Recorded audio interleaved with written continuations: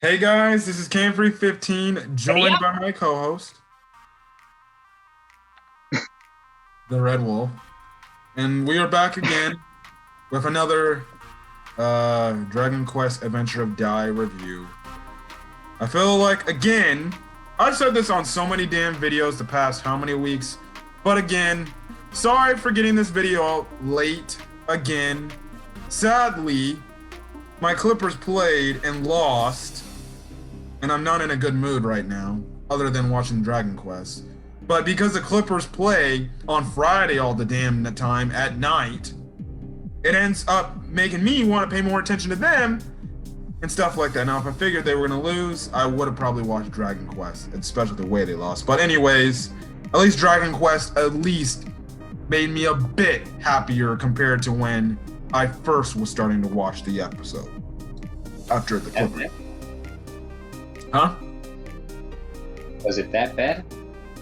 Let's just say when you have your favorite sports team, essentially have or be put in position where they can win a game, and then they lose it because of one bad play. That's all I'm gonna say. Thank goodness none of my favorite teams are actually in the Super Bowl because I'd really be freaking out. Anyways, guys, Dragon Quest, another phenomenal episode. Just the character development Hyunckel got this episode and stuff like that, and it also seems like Hadlar is down for the count, like he's done. Seems like it, but then that one Legion commander showed up. Yeah. Anyways, this is Dragon Quest episode 18. Let's get into it. Now, obviously, the number one question was, how did Hyunckel survive the whole lava pool? Well, we find out that Crocodine actually showed up in the nick of time before, I'm guessing, his body completely was like burned up by the lava, I'm guessing. He kind of blasted some of the lava away and he picked him up and he took him and dropped him off somewhere. And essentially, he kind of gets into a conversation, or Hyunckel's kind of telling him like, yo, why did you save me? Like, I turned on you, I backstabbed you, I did all these horrible things to you, and you turned on, and you saved me. And essentially, Crocodine essentially says, well, I did it because it's for warrior's honor. You healed me, you made me freaking, you restored me essentially. So for that, I owe you one essentially. Not that was a nice little talk there. He also does convince Hyunckel to stand up and fight and along the side of good, because Hyunckel's kind of doubting himself. He's like, I did all these horrible things. I turned my back on human society, all this stuff. I turned on my master and things like that. And why should I, feel like, or why should people like treat me right? And essentially, Crocodine's like, well, yes, you may be right. People, if they find out what you really did, might not respect you, might not like you, but at least you can live a path going forward where you can respect and try to get your life on a right path. Create that story to redemption, which he very much did in this episode. Mm-hmm.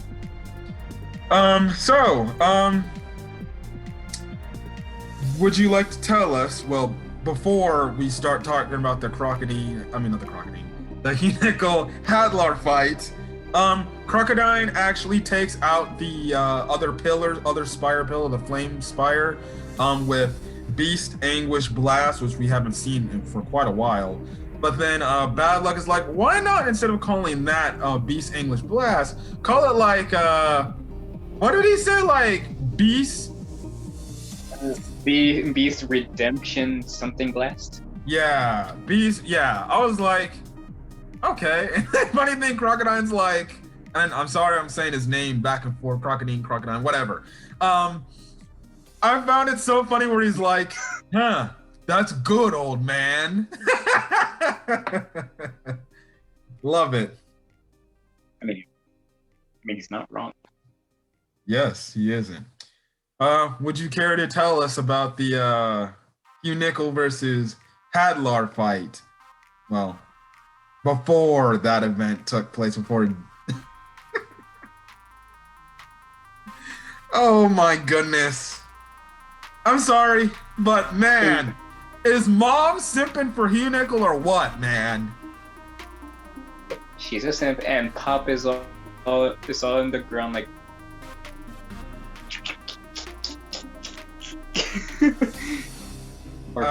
It's funny because he's like, man, can I get the same treatment? And then he gives him a bag of herbs. He's like, eat this. I was like, damn, he's cold for that. And then obviously he's so freaking jealous because freaking mom is hugging all over Hyunckel and everything. I'm like, yeah, that girl's seriously simping for him. I'm sorry, Pop, but I think you lost.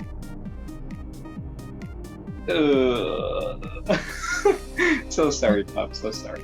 The only way Pop can win this is if he does something so miraculous where she starts simping for him. Hopefully, my boy Pop gets the girl as well as Dai does. We already know Dai's gonna get the girl, but hopefully Pop gets the girl. But so far, it's not looking too good. Cause she's definitely in love with some Hyunckel. She wants that Hyunckel D.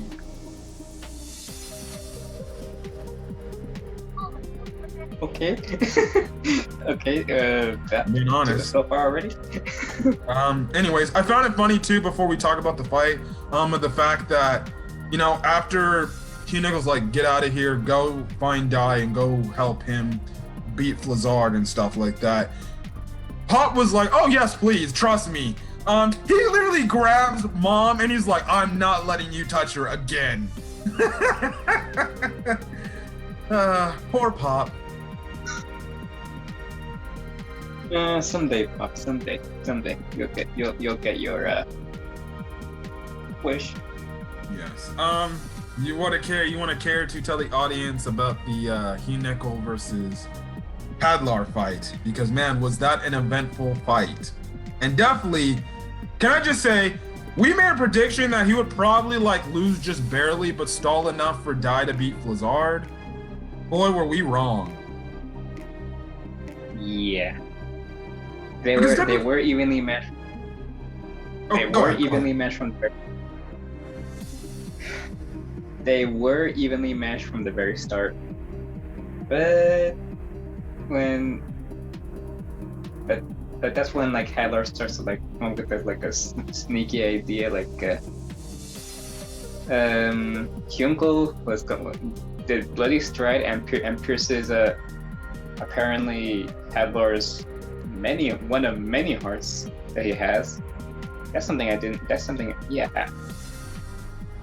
That's 2 hearts? How does that work? Yeah, he says after Hyunckel used Bloody Stride, Hyunckel's shocked that he got back up. Even I'm like, how the fuck? We find out Hadlar tells him to face, oh yeah, I don't just have 1 heart, I have 2 hearts on both sides of my chest. So 1 heart in my right pec and 1 set in my left pec.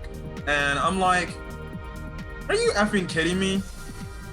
That's actually kind of creepy if you think about it. Does that mean he has 2 personalities? I wouldn't say he has 2 personalities. I'm guessing he has, 2 different sets of the most important organ you can have in your body.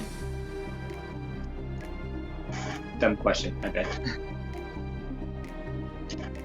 Yeah, you want to continue with this? Yes, and actually you can continue. I think you're better explaining so. And okay, this is your video. Okay. Essentially the reason why my co-host said they're evenly matched is because Hadlar can't use any of his magic spells against Hyunckel's armor, because obviously we know his armor repels that stuff. So it comes to a point where essentially his dirty tactic is, with his Hell's Claws, he manages to impale Hyunckel and essentially does a fire spell that essentially encases his body into flames, essentially kind of burning him inside out. And then he uses a Kaziz spell, which looks like it should take Hyunckel out for the count. And, that's what it looks like to us. It looks like he's dead, which is the first of 2 times we think Hyunckel's gonna die in this episode. He's down, and essentially, when Hadlar thinks he's won, Hyunckel recalls to a flashback when Avon taught him how to use aura as a weapon. And essentially, it's similar to the whole type of thing with Avon, how he sacrificed his life in what I believe episode 3, I believe, or it was episode 4. Yeah, he essentially comes up with this thing Avon taught him. He gets back up and he plans to use his aura, and Hadlar sees this at the last second. He's like, "Oh shit!" And yeah, so then it cuts over to Dai, Pop, and Mom. They look back and they're seeing this whole thing, and Pop's like, "This looks awfully familiar, like the same spell that Avon did to Hadlar the first time." Now, Dai tries to go back, but Mom convinces him, like, "No, it's not worth it. We have to go save Princess Leona," which I'm even thinking, I'm like, bro, I know you want to probably help out, I guess, your new ally, but don't you have a princess who's on a timer right now with how long she has left to live? And plus, don't you want to save your girlfriend, Dai? That's just me, personally. Yeah. Yeah, the spell that Hyunckel does to what it looks like it takes out Hadlar. Speaking of, Hyunckel and Hadlar kind of had two almost types of death scenes here. The spell is called Grand Cross, and literally it leaves a cross in the ground. Now, shockingly enough, we're led to believe that everybody was taken out in this blast, but it's just not fair, is it? Because Hadlar was using his own allies as meat shields, essentially, and somehow survived the attack. We expect typical villains. And I was literally like, oh shit, don't tell me they just went the Dragon Ball route of, he does a sacrificial move only to fucking fail. But there's a twist!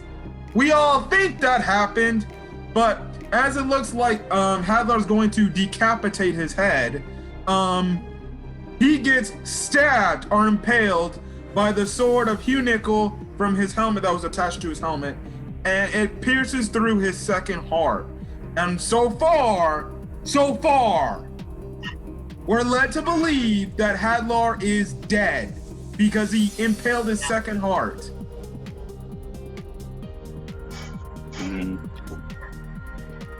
Now, at the end of that, Yes.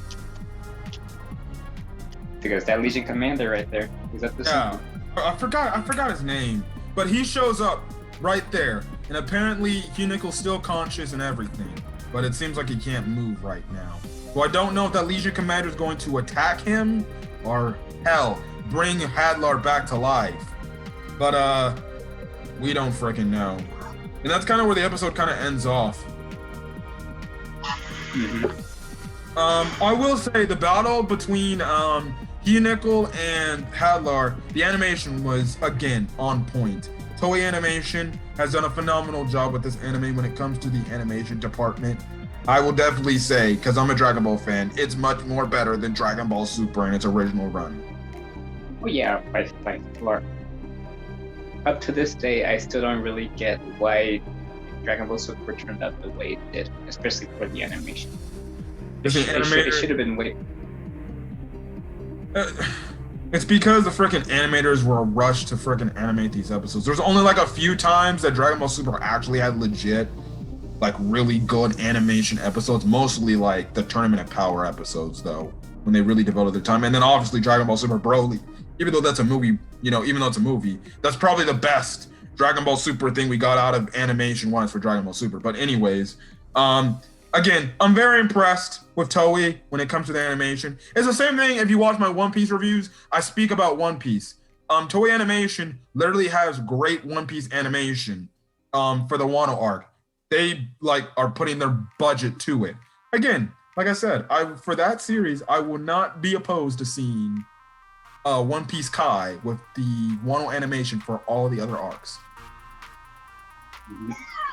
Which I think would be cool. It's just up to the voice actors if they want to literally re-frickin' do all that frickin' shit again. I don't think they want to, but yeah. But other than that, it was a good episode. I enjoyed it. The fight was great, and it seems like so far it seems like I'm guessing Flazard so far I'm guessing is now the main commander of the Dark Army till Vern shows up or something like that, or if Hadlar somehow comes back to life, which I will probably see coming. Yeah. So yes, your thoughts on this episode?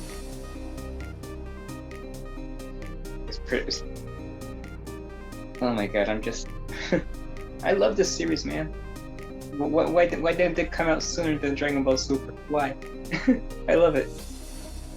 Yes, this show is definitely good. I'm gonna miss it when it's gone for good.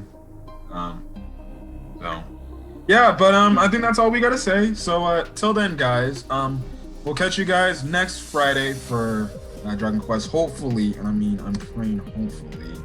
There's no Clipper games on Friday where I have to come out with a late upload because we're actually making this like 10 p.m. our time, Pacific Standard Time. Obviously by the time this gets up, it's probably gonna be like super late. But as I was saying, I'm gonna stop getting notifications to my damn laptop. Anyways, if you guys like the video, leave a like, put in the comment section your thoughts on this week's episode. As well as hit the subscribe button to get more Dragon Quest content. Also, another quick update, my friend over here has got the Dragon Quest 11 Definitive Edition game. I still have yet to get it. If I do get it, fun fact, if you guys didn't know, well, actually, the premiere video of my very first gameplay on the channel. Yes, gameplay. I'm giving you game freaking content on this channel. And even though the game content on the channel is going to be very small and very rare, so I'm going to be a generous guy and add some content to the channel. I'll give you guys a gameplay. So far, the two games on the channel I'm playing right now is Fairy Tail, the video game, and Resident Evil 7 in preparation for me playing Resident Evil 8 Village. So the gameplay that's going to go up tomorrow is Fairy Tail Part 1. Monday, since I would post to Sunday, but it's Super Bowl Sunday and obviously people are gonna be watching their TVs all day. Monday, you're gonna get your Resident Evil Biohazard Part 1 playthrough. Funny enough, after I make this video, I actually have to record 2 gameplays for that, so I can have those ready so they can be up to YouTube. But if you guys like video games and you wanna see some gameplay on the channel, definitely I'll get those videos out on those days. If I do get the Dragon Quest Definitive Edition game, I'll think about potentially recording doing a playthrough of that because I have played a few bits of the demo. So yeah, but hopefully you guys look forward to that. Just a thing to say. So look forward tomorrow. If you are subscribed to the channel, Fairy Tail Part 1, even if you don't like Fairy Tail, you'll get my colorful commentary about one of my favorite anime series. But other than that, guys, we're gonna get out of here. Hopefully you guys have a great rest of your evening or day or whenever you're checking out this video. Until then, guys, we'll see you guys on the next video. Till you guys, hopefully you guys are staying safe out there. Peace.